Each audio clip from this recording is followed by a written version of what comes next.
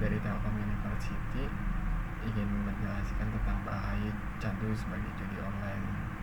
Pertama-tama, kita akan memulai dari realitas yang ada di depan mata kita.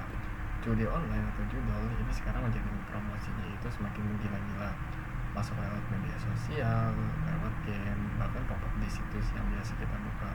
Korbannya bukan hanya kita saja, korbannya bisa mencakup dengan anak-anak yang di bawah umur, misalnya seperti anak-anak SD, anak-anak SMP, bahkan ke ibu rumah tangga sekalipun mereka sudah terjangkit dengan promosi dari judi-judi online, entah melalui influencer yang mereka kagumi atau melalui game-game yang mereka sukai.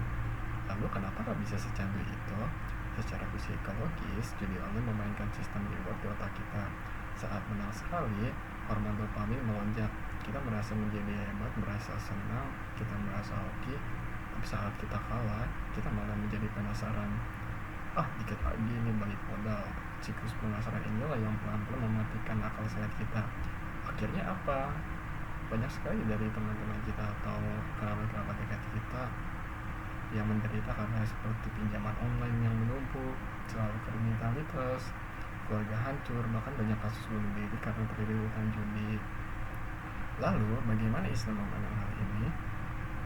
Islam itu agama yang sangat logis dan menjaga kehormatan manusia. Dalam Islam, judi dikenal dengan istilah maisir. Allah berfirman dengan sangat tegas dalam Al-Quran surat Al-Maidah ayat 90. Mari kita renungkan artinya. Wahai orang-orang yang beriman, sesungguhnya minuman keras, berjudi, berkorban untuk berhala, dan berbudi nasib dengan anak-anak adalah perbuatan keji yang termasuk perbuatan setan. Maka jauhilah perbuatan-perbuatan itu agar kamu beruntung. Perhatikan tadi ayat tadi, Allah menjadikan judi atau maisir dengan minuman keras atau khamr dan penyembahan berhala.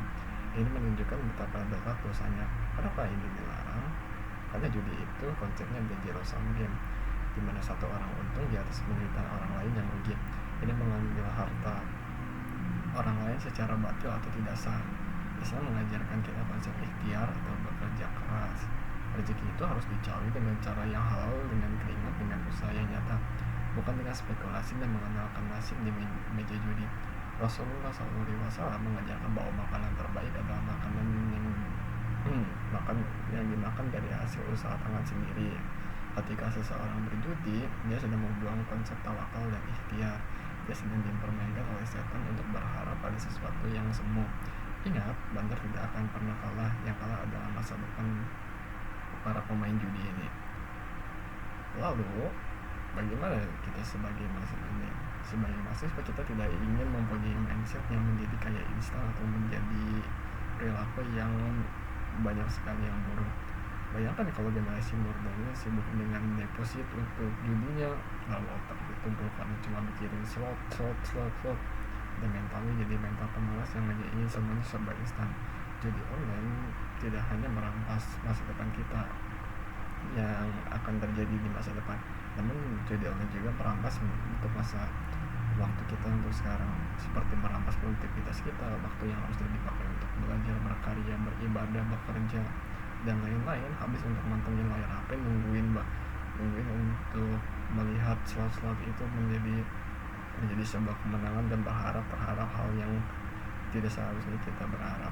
Ini bukan karakter seorang muslim yang baik. Seorang muslim itu waktunya sangat berharga, hartanya dikelola untuk kebaikan seperti sedekah atau investasi yang halal, bukan dibakar di dalam situs haram. Jadi teman-teman sekalian, kesimpulannya jelas, tidak ada kekayaan yang berkah dari jalan pintas bernama judi.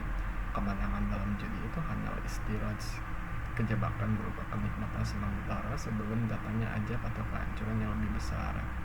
Kita sama-sama perbaiki mindset. Rezeki sudah diatur oleh Allah Subhanahu wa Ta'ala. Tugas kita adalah menjemputnya dengan cara yang halal. Kalau ada di antara teman-teman atau kenalan yang sudah terlanjur terjerumus, belum terlambat, berhentilah sekarang. Hapus aplikasinya, blokir situsnya, bertaubatlah dengan taubatan nasuh, lalu cari lingkungan teman-teman yang positif.